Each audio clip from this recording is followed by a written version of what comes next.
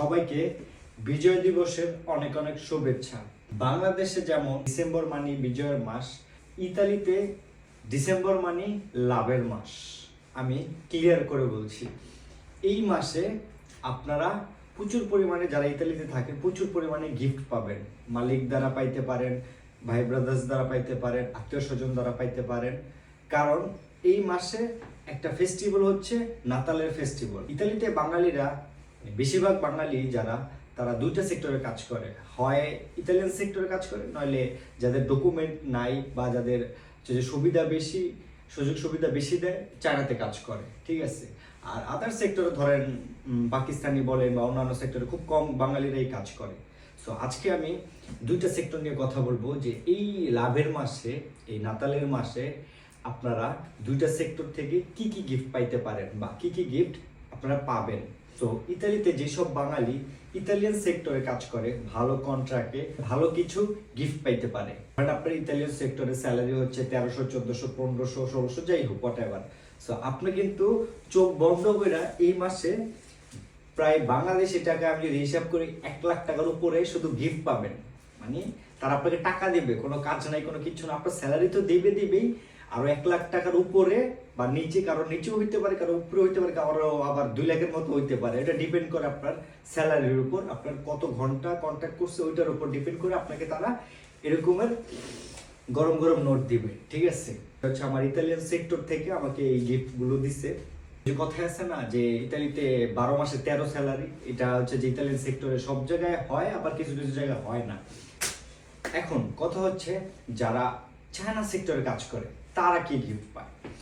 অনেক চায়না সেক্টরে দেখা গেছে যে তারা গিফটও দেয় প্লাস টাকাও দেয়, কিন্তু আহামরি অত টাকা দেয় না, খুব কম টাকাই দেয়, কারণ চায়নারা একটু কিপটা টাইপের হয়। আর হচ্ছে অনেক সেক্টরে শুধু টাকা দেয়, কোনো গিফট দেয় না। আবার অনেক সেক্টরে শুধু গিফট দেয়, কোনো টাকা দেয় না। ঠিক আছে। চায়নার একটু ব্যতিক্রম, মানে তারা কিছু কিছু চায়নার আছে ইতালিয়ান রুলস ফলো করে, কিছু কিছু চায়নার আছে কোনো রুলসই ফলো করে না, আবার কিছু কিছু চায়নার কোনো কিছু গিফট দেয় না, শুধু কাম করা বেশি বেশি। ঠিক আছে। এক এক চায়না সেক্টরে এক এক রকম গিফট করে। ঠিক আছে। দেখি আমাকে চায়না সেক্টর থেকে কি গিফট করছে।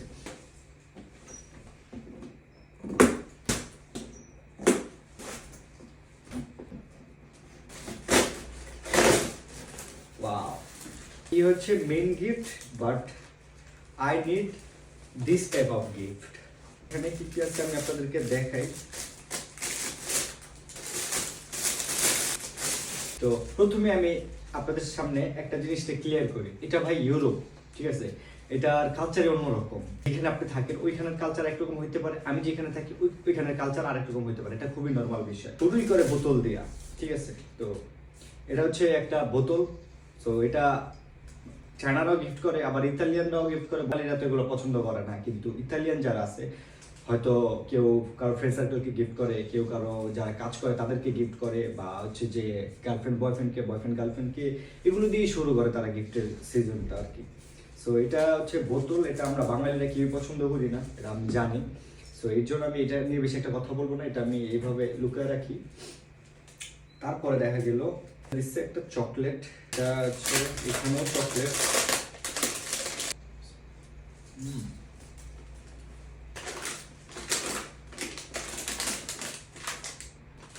আমি জানি না এটা ভিক্টোরি, তবে মনে হয় খাওয়ারই আইটেম। এটাও দেখানোর মতো কিছু না। আরেকটা একটা চকলেট, খালি চকলেট আর চকলেট। হচ্ছে কেক। এই সিজনে, নাতালের সিজনে কেকটা বেশি আর কি গিফট করা হয়।